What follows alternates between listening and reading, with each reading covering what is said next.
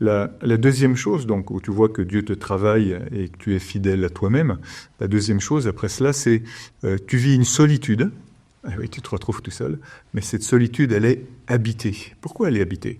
Parce que dans cette solitude, tu t'aperçois que Dieu est là. Et tout d'un coup, ça prend sa place, prend une ampleur extraordinaire. Dieu remplit tout. Il remplit l'espace, il remplit l'univers, il remplit ton cœur, il remplit tes sensations, tes émotions, ta mémoire, etc. Tu te rends compte qu'il a toujours été là, que tu as toujours été à ses côtés. Donc c'est une première chose. C'est une solitude habitée par Dieu. Mais il te renvoie aussi vers les autres dieux. Pourquoi? Parce que lui-même est trinitaire. Dieu lui-même n'est jamais seul. Dieu est Trinité. Dieu est un, il est unique. Il est vrai homme et vrai Dieu en tant que Fils. Il est Père en tant que Créateur.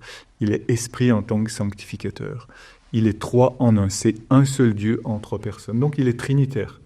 Il est relationnel. Et donc il te renvoie lui aussi à sa propre identité qui est d'être relationnel. Parce que toi aussi tu es un être relationnel. Ton identité, l'être toi-même, est relationnel. Tu es fait pour être en relation avec les autres. Alors déjà à l'intérieur de toi, tu as cette envie, cet élan de retourner vers les autres. Comment? Ça c'est toute une histoire. Mais l'élan, il est là. Il est vraiment présent à l'intérieur de toi dans ton identité profonde. À condition que tu évites les fuites. Alors les fuites, elles peuvent être des fuites banales, par exemple, comme la distraction, les distractions, ce que Pascal appelait la distraction, les distractions de toutes sortes. Pas mauvaises en soi, mais ça peut être aussi le péché.